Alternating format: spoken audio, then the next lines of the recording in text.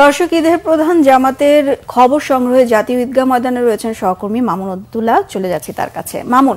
মামুন, জাতীয় ঈদগাহ প্রধান জামাত কি শুরু হয়েছে নাকি, আর সেখানকার সার্বিক অবস্থা আমাদের জানাবেন?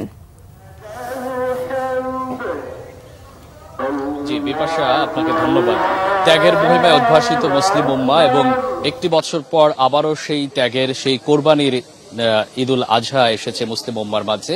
আপনি যেমনটি বলছিলেন যে ঈদের প্রধান জামাত যেটি জাতীয় ঈদগাহ, সেটি কিন্তু পেছনে চলছে।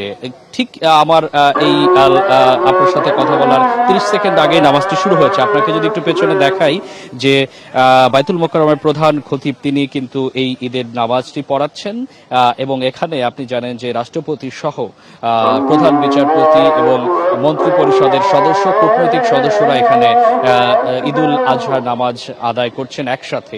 এবং আপনি জানেন ঈদুল আজহার নামাজকে কেন্দ্র করে, এই ঈদের জামাতকে কেন্দ্র করে অনেকদিন ধরেই এখানে নিরাপত্তা ব্যবস্থার যে চৌকি, সেটি কিন্তু 5 স্তরের নিরাপত্তা ব্যবস্থার চৌকি কিন্তু সাজানো হয়েছে। কোনো ধরনের অপ্রীতিকর পরিস্থিতি এখানে তৈরি হবে না, এমনটি বলেছিলেন ডিএমপি কমিশনার।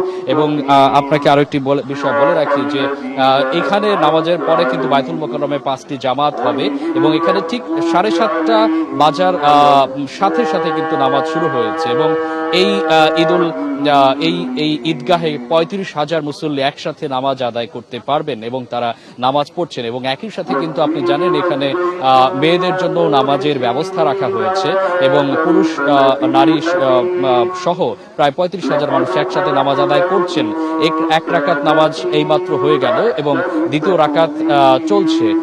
সবকিছু মিলে আসলে বলা যায় এই নামাজের পরেই যে কোরবানির যে আত্মত্যাগ, সেটি কিন্তু কোরবানি দেওয়ার জন্য এখান থেকে নামাজের পরেই কিন্তু বিভিন্ন পাড়া মহল্লায় লোকরা ছুটে যাবেন। এবং এখানে কিন্তু ঢাকা শহরের বিভিন্ন প্রান্ত থেকে লোক আসে এবং আমরা জানি যে এখানে ঢাকার বাইরে থেকেও অনেক সময় অনেক লোক কৌতূহলবশত আসেন যে ঈদের প্রধান জামাত, বড় জামাত একসাথে নামাজ আদায়ের বেশি সোয়াব, সেই উদ্দেশ্যে কিন্তু অনেকে এসে থাকেন এবং বাইতুল মোকাররমের প্রধান খতিব নামাজ পড়াচ্ছেন।